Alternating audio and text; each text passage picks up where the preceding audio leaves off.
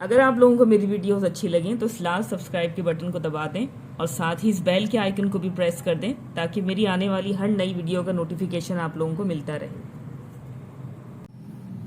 बिस्मिल्लाहिर्रहमानिर्रहीम, अस्सलाम वालेकुम। आज मैं आप लोगों के लिए नई यूनिट स्टार्ट कर रही हूँ, यूनिट नंबर 9, जिसका नाम है वेरिएशन। तो चलिए वीडियो को स्टार्ट करते हैं।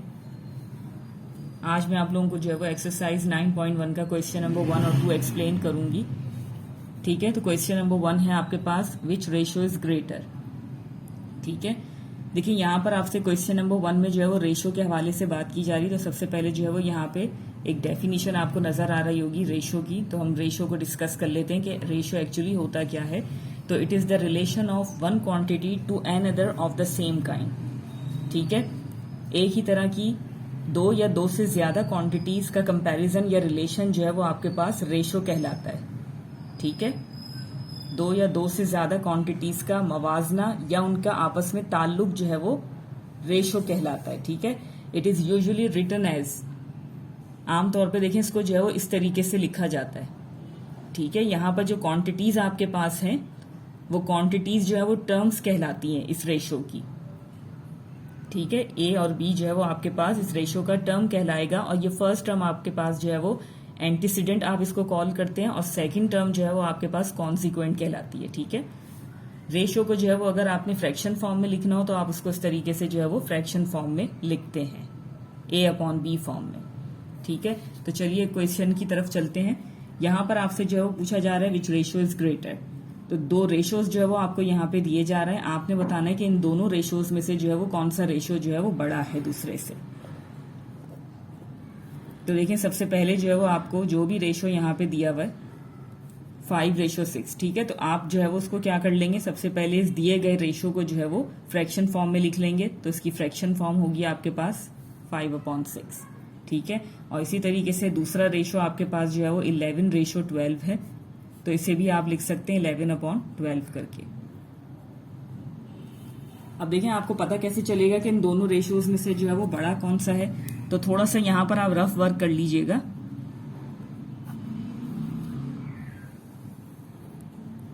अब देखिए जो दोनों रेशियोज आपके पास हैं वो रेशियोज जो है वो आप यहां पे लिख लेंगे।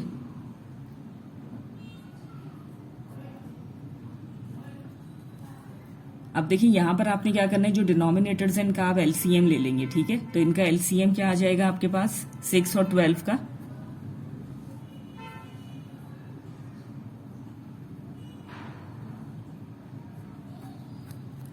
To 2 4 and 4 3 12।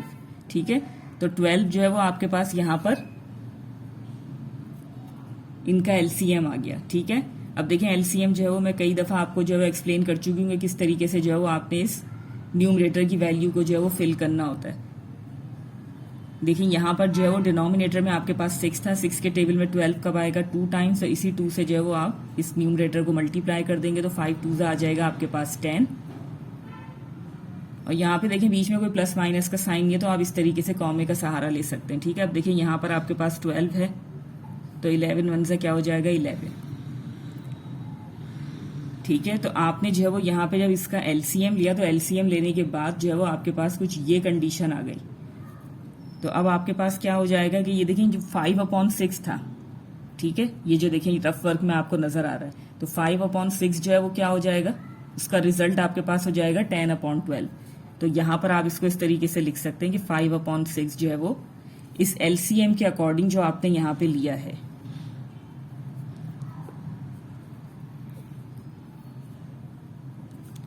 ठीक है, इस तरीके से। एंड 11/12 आपके पास क्या हो जाएगा,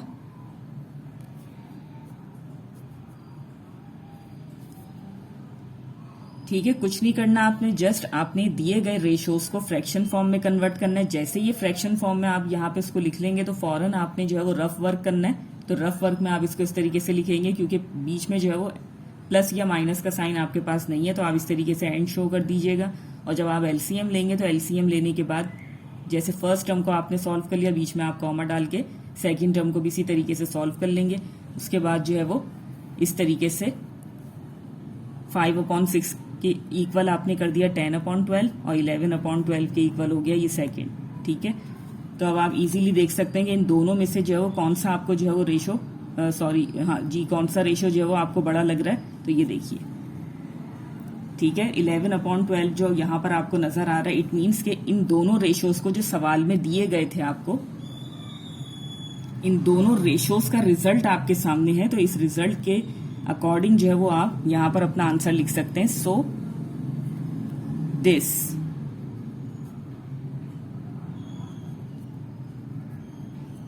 ठीक है। अब आप इसको रेशो फॉर्म में ही लिखेंगे। सो 11/12 इज ग्रेटर देन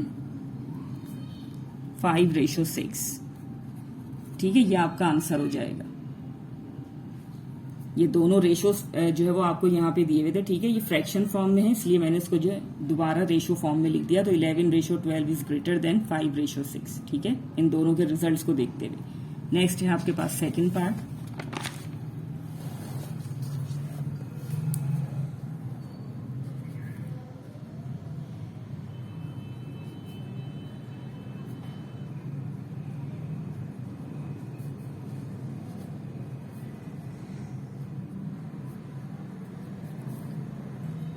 ठीक है, इसकी भी जो है वो आपने सबसे पहले फ्रैक्शन फॉर्म लिखनी है, जो कि ये है। एंड इसी तरीके से जो सेकंड रेशो आपके पास है, उसकी भी आपने जो है वो फ्रैक्शन फॉर्म लिखनी है। इसके बाद आप रफ वर्क में इसका जो है वो इसको सॉल्व कर लेंगे।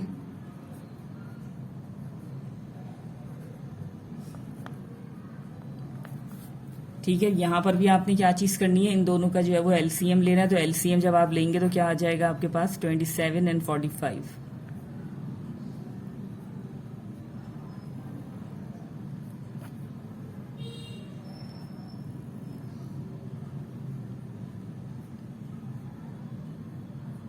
थ्री 3 जा 9, 9 3 जा 27 एंड 27 5 जा 135, ठीक है। तो 135 जो है वो आपके पास इसका एलसीएम आ गया। अब 27 के टेबल में आपके पास 135 कब आएगा, 5 टाइम्स। 3 3 जा 9, 9 3 जा 27, 27 5 जा 135, 22 5 जा आपके पास हो जाएगा 110, ठीक है। इसी तरीके से 45 के टेबल में आपके पास 135 कब आएगा, 3 3 जा 9, 9 5 जा 45, ठीक है। 45 3 जा, तो ये हो जाएगा आपके पास 3 2 जा 6 एंड 3 3 जा 9।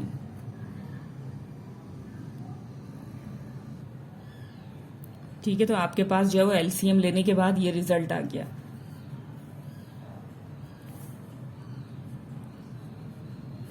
अब देखिए, जो यहां पर आपके पास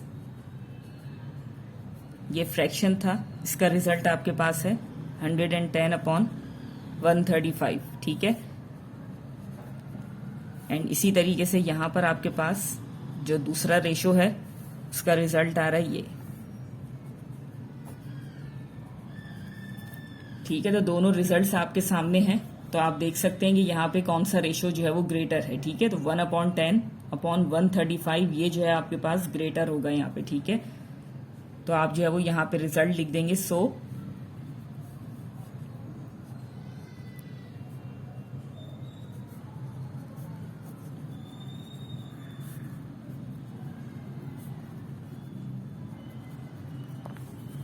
ठीक है, इस तरीके से 22/27 इज ग्रेटर देन 32/45, ठीक है। तो ये आपका आंसर हो जाएगा। नेक्स्ट है आपके पास क्वेश्चन नंबर 2।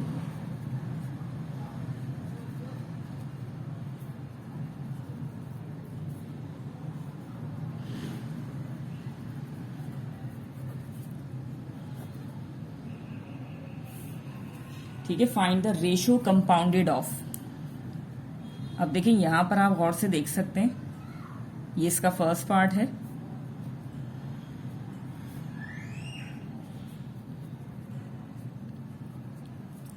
ठीक है। यहां पर आपको जो है वो 3 रेशोज दिए हुए, ठीक है। आपने जो है वो एक ऐसा रेशो बताना है, जब आप इन रेशोज को कंबाइन करें तो इन रेशोज को कंबाइन करने पे बेसिकली यहाँ पे आपने इन रेशोज का जो है वो कॉम्बिनेशन बताना है, ठीक है। जब आप इन तीनों रेशोज को कंबाइन करेंगे तो इससे जो रेशो आपको फाइंड होगा वो आपने जो है वो जो रेशो आपको मिलेगा वो चीज़ जो है वो एक्चुअली समझे आपने यहाँ पे फाइंड करनी है। ठीक है, तो किस तरीके से जो है वो आप फाइंड करेंगे इसको।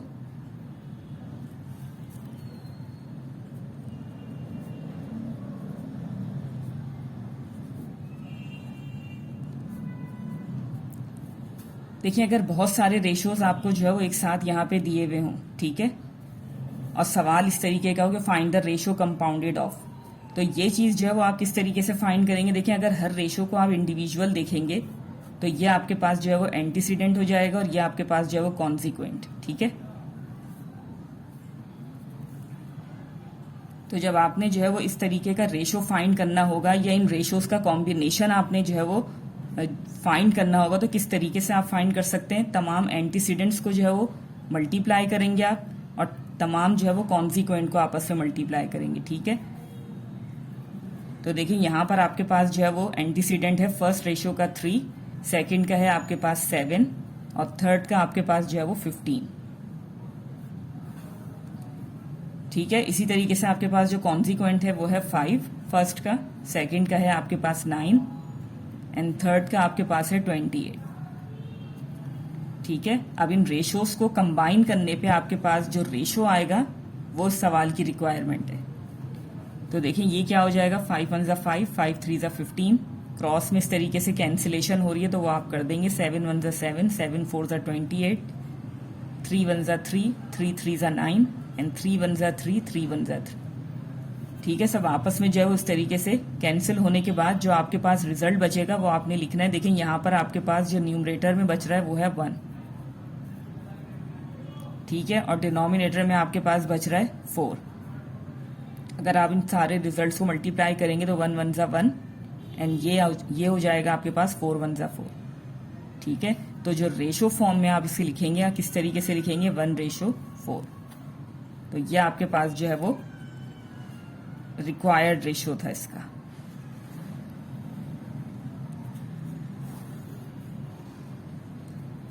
ठीक है, नेक्स्ट है आपके पास सेकंड पार्ट।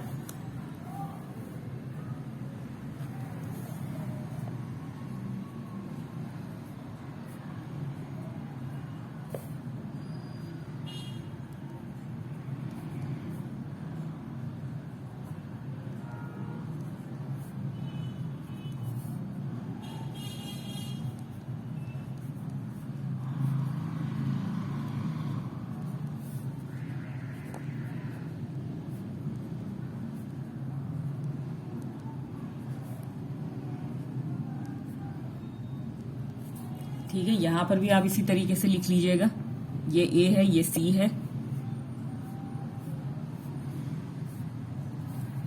ठीक है, यहाँ पर सारे जो है वो ऊपर एज आ जाएंगे तो हमारे पास है a+x फर्स्ट रेशो में। ठीक है, सेकंड रेशो में आपके पास है a² + x² और थर्ड रेशो में आपके पास जो है वो a² - x² का होल स्क्वायर।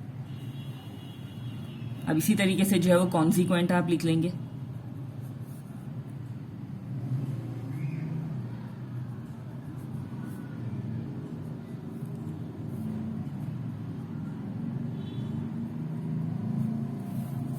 ठीक है, अब थोड़ा सा जो है वो यहाँ पर आपने इस चीज को सिंप्लीफाई करना है तो कैसे करेंगे, ये देखिए यहाँ पर सबसे पहली चीज ये a+x और ये a+x। ठीक है, यहाँ पर जो है वो 1 टाइम है, यहाँ पर 2 टाइम है, तो 1 टाइम आप यहाँ से जो है उसको कैंसिल करके थोड़ा सा रिड्यूस कर लेंगे। ठीक है, फर्स्ट स्टेप में मजीद यहाँ पे जो है वो कोई कैंसिलेशन आप परफॉर्म नहीं कर सकते। ठीक है, क्योंकि चीजें जो है वो अनलाइक हैं तो थोड़ा सा हम जो है वो उनको यहाँ पे इस तरीके से इनकी अरेंजमेंट कर देंगे या इस तरीके से इसको सिंप्लीफाई करके सिंप्लीफाइड फॉर्म में लेकर आएंगे कि ताकि जो है वो आपस में चीजें कैंसिल हो सकें। ठीक है, तो यहाँ पर अब देखिए आपके पास बच गया a² + x²। ठीक है, इसी तरीके से ब्रैकेट में रखिएगा। दूसरी चीज देखिए यहाँ पर है आपके पास a² - x² का होल स्क्वायर। तो यहाँ पर जो है वो मैं थोड़ा सा इसको एक्सपेंडेड फॉर्म में लिखूंगी। ठीक है, यहाँ पर स्क्वायर आपको नजर आ रहा होगा तो मैंने क्या चीज कर दी, इसको 2 टाइम्स लिख दिया। इससे क्या होगा कि कैंसिलेशन में आसानी होगी। अब देखिए नीचे आपके पास बच गया a - x and A plus x. ठीक है, यहां पर देखिए मजीद आप क्या कर सकते हैं, देखिए 2 टर्म्स हैं, नेगेटिव साइन है इनके बीच में और इवन पावर है। तो जब भी इस तरीके की आपके पास कंडीशन होती है तो आपने वहां पे क्या चीज करनी होती है, ए स्क्वायर माइनस बी स्क्वायर का फॉर्मूला बनाना होता है। ठीक है, एक स्क्वायर बाहर है तो इसलिए अंदर वाली टर्म्स पे जो है वो स्क्वायर आएगा, ए के ऊपर भी स्क्वायर आएगा, एक्स के ऊपर भी स्क्वायर आएगा। ठीक है,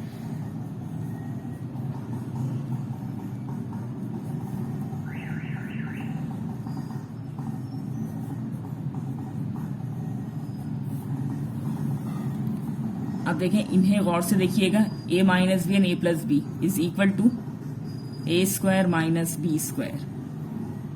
ठीक है, डायरेक्ट मैंने इसको लिख दिया है। अब इसी तरीके से देखें ये क्या हो जाएगा, यहां पर आप इसको जो है वो फॉर्मूला इसका ओपन करेंगे, A square minus B square is equal to A minus B A plus B. ठीक है, बस जाहिर देखें आपको ऐसा लग रहा होगा कि बहुत मुश्किल है, बट एक ही फॉर्मूला है जिससे आप कॉन्ट्रैक्ट भी कर रहे हैं और जिसे आप एक्सपेंड भी कर रहे हैं। ठीक है, ये देखिए ए स्क्वायर प्लस एक्स स्क्वायर, ए स्क्वायर प्लस एक्स स्क्वायर। ठीक है, यहां से कैंसिल हो जाएगा, इसी तरीके से ए स्क्वायर माइनस एक्स स्क्वायर, ए स्क्वायर माइनस एक्स स्क्वायर सब आपस में कैंसिल हो जाएंगे। कैंसिल होने के बाद न्यूमरेटर में भी आपके पास 1 है, डिनोमिनेटर में भी आपके पास 1 है। सो the required ratio is equal to 1:1 and this is your required answer। ठीक है, नेक्स्ट है आपके पास थर्ड पार्ट।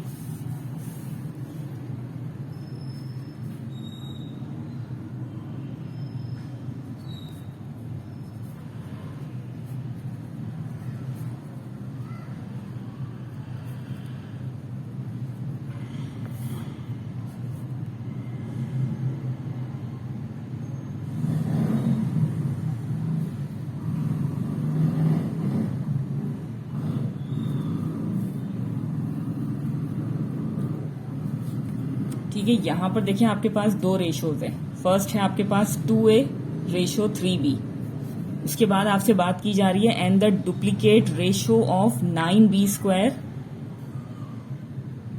Ratio ab। ठीक है, इस रेशो की तो हम डायरेक्टली यहां पर बात कर रहे हैं। ठीक है, बट यहां पर जो सेकंड रेशो के हवाले से बात की जा रही है वो आपसे बात की जा रही है and the duplicate ratio of this.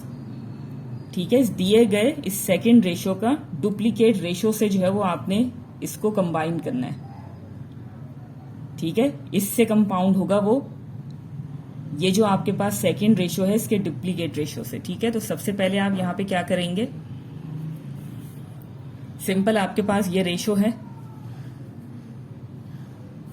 इसे आप एज इट इज रहने देंगे। ठीक है,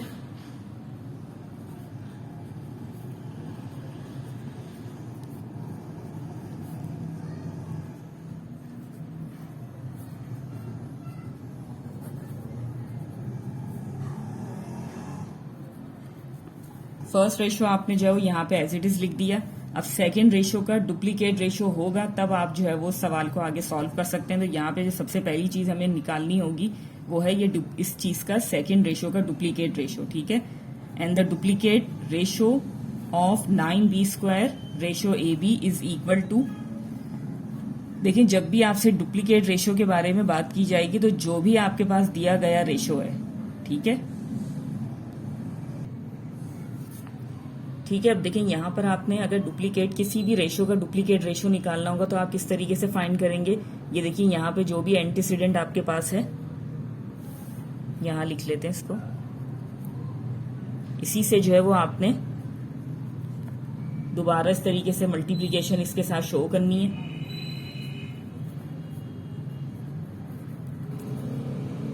ठीक है, इस तरीके से एंटीसीडेंट है आपके पास जो भी, उससे भी आप ट्वाइस कर देंगे और जो कॉन्सिक्वेंट है आपके पास उससे भी आप जो है वो ट्वाइस कर देंगे। ठीक है, तो अब आपके पास जो है वो डुप्लीकेट रेशो क्या हो जाएगा, ये देखिए 9 9 से 81, बी स्क्वायर से b4, ए जा ए स्क्वायर एंड बी जा बी स्क्वायर। ठीक है, तो डुप्लीकेट रेशो आपके पास क्या आ जाएगा ये।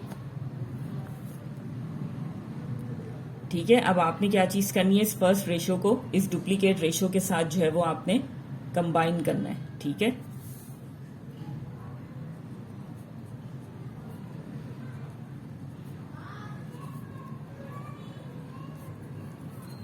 सो the required ratio is equal to, अब देखें इसका एंटीसीडेंट आपके पास क्या है 2 है और यहां पर एंटीसीडेंट आपके पास क्या है 81B4, तो इनको आपस में मल्टीप्लाई कर लेंगे आप। इसी तरीके से कॉन्सिक्वेंट को कर लेंगे 3B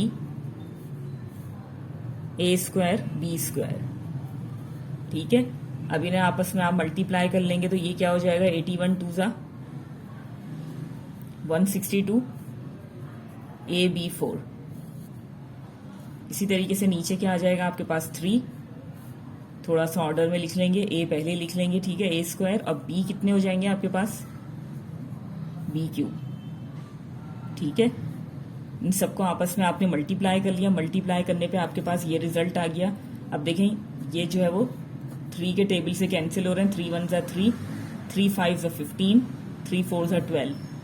ठीक है, 54 आ गया आपके पास। इसी तरीके से देखिए यहाँ पर A की पावर 1 है, यहाँ पर A की पावर 2 है, तो एक पावर जो है वो यहाँ से चली गई और एक यहाँ से कैंसिल हो गई। ठीक है, यहाँ पर आपके पास कुछ नहीं बचा, जबकि डिनोमिनेटर में अब भी आपके पास जो है वो एक A बच गया। ठीक है, इसी तरीके से 3B यहाँ से चले गए, यहाँ से भी 3B चले गए, तो आपके पास ऊपर बच गया 1B।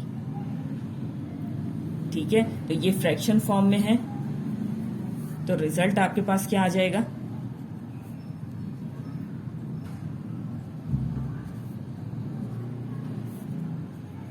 54B ratio A। ठीक है, तो ये आपके पास जो है वो रिक्वायर्ड रेशो है। तो चलिए यहीं पे मैं अपनी वीडियो को एंड करना चाहूंगी इसी उम्मीद के साथ कि जो भी मैंने आपको एक्सप्लेन किया बहुत अच्छे से आपकी समझ में आ गया होगा। अगर वीडियो अच्छी लगे तो लाइक एंड शेयर जरूर कीजिएगा, और अगर अभी तक आप लोगों ने चैनल को सब्सक्राइब नहीं किया तो चैनल को लाजमी सब्सक्राइब कर दीजिएगा। मिलते हैं फिर आप लोगों से अगली वीडियो में, तब तक के लिए अल्लाह हाफिज।